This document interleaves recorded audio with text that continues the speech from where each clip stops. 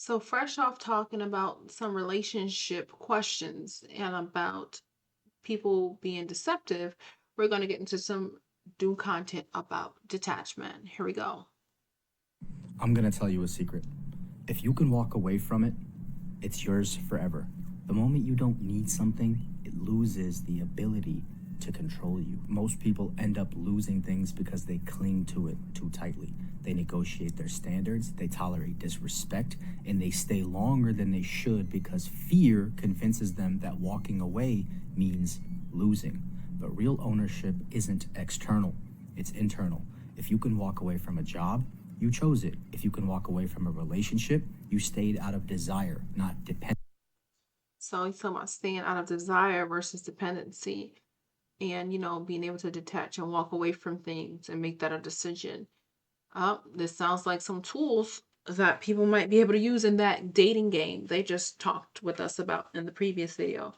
But if it's a game, can we get some PSAs for everybody who understands it's a game so that they can maybe learn these detachment theories before they even enter the game if they should choose to enter said game?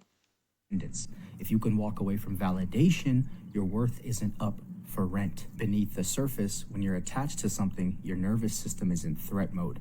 Fear of loss keeps stress circuits active. You overthink, you stress, you chase, you compromise. Your behavior becomes reactive because your brain believes survival is tied to the outcome. You can walk away, that fear shuts off.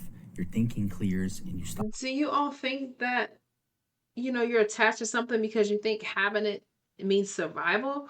You know, I think to a degree, but I don't think that's the situation all the cases where emotions are involved and someone finds themselves either have gotten switched up on and need to detach.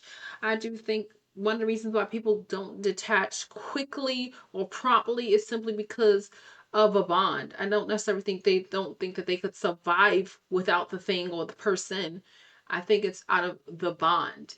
And any relationship that was meaningful to you, even if the other person was, deceiving you the entire time, it's gonna hurt as you try to detach. Whether you're detaching willingly or maybe the situation ended abruptly and you're kind of just sulking over time on your own trying to recover from that encounter.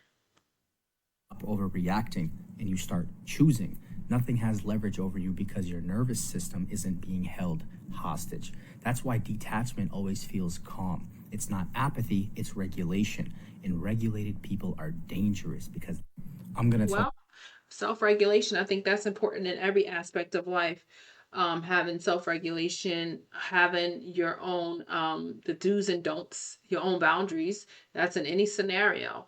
But I think that again, our past videos have shown us that this whole thing interacting with folks is quote unquote a game, and so you need to have both in mind at the same time. Probably the fact that this is quote unquote a game, and you're engaging in these relationships, situationships, marriages, engagements, whatever, that it's essentially a game.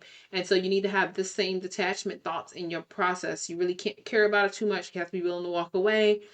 Obviously not dependent on it for dependency or survival purposes. I think that would be a bit extreme. You should not depend on anyone or anything for your survival.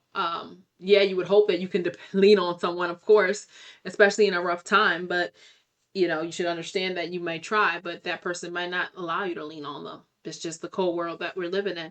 Um, Let me know your thoughts. Have you mastered the art of detachment? When did you learn how to detach?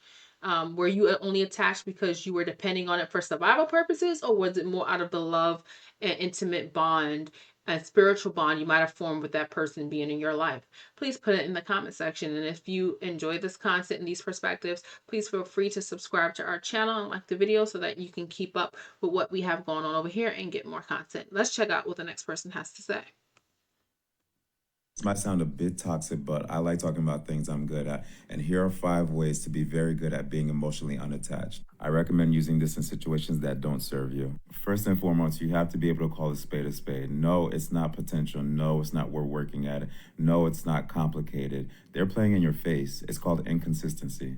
One thing that I'm Well, great he said they're playing in your face. And that goes back to it being a game.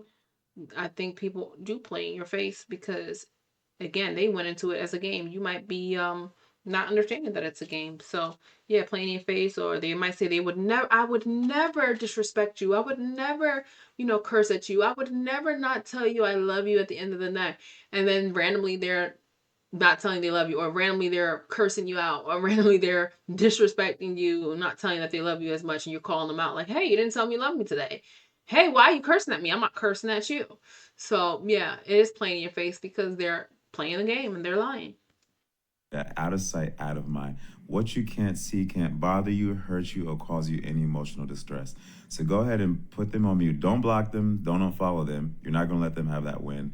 Just go ahead, put them on mute. You don't want to see them. Block all notifications. Keep them out of your mind. Gotta replace that dopamine loop that you got from them. In other words, get busy. Go do another workout. Start a new project. Start a new business.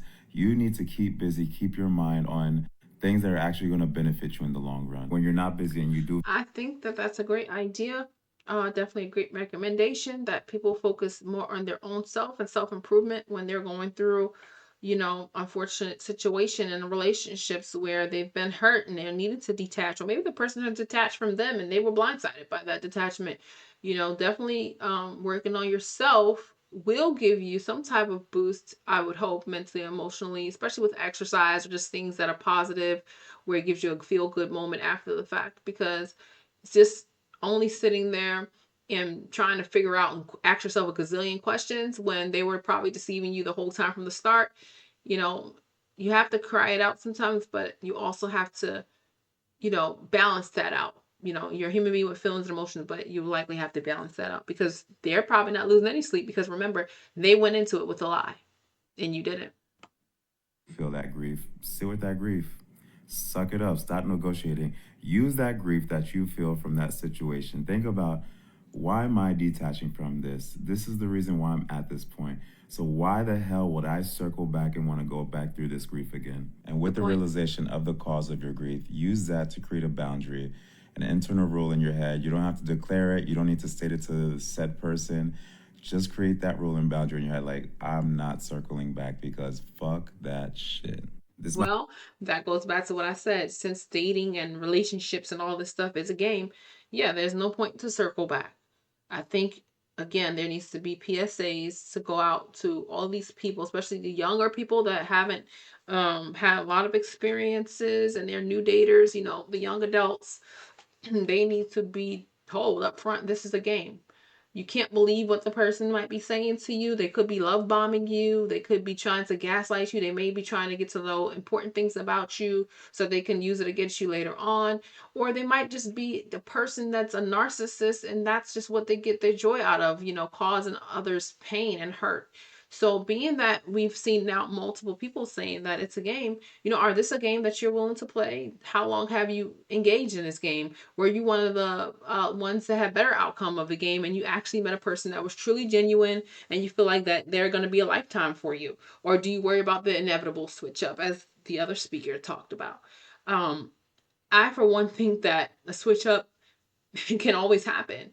I think there's an exception to the rule where that two people are genuinely going to be in a relationship that never breaks, is unbreakable. You see that in some families with siblings, you see that in some marriages, you see that in some relationships, and my hat's off to all those relationships.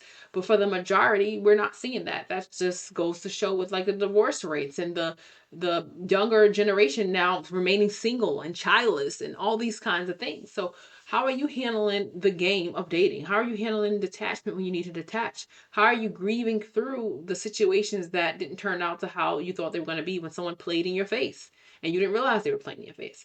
Put in the comments, let me know your thoughts, share your perspectives as well. I look forward to engaging more into this topic and seeing what is going on in this world in relationships, because it's obviously gotten to a point where people are just checking out of the dating game, checking out of the parenting game, checking out of the marriage game, just checking out of all these games and choosing to stay by themselves. And the age is getting younger and younger. So share your thoughts, please like and comment and subscribe. It really does help our channel and it really does help us to learn more about your perspective. So I thank you for listening and you take care and we'll see you on the next one.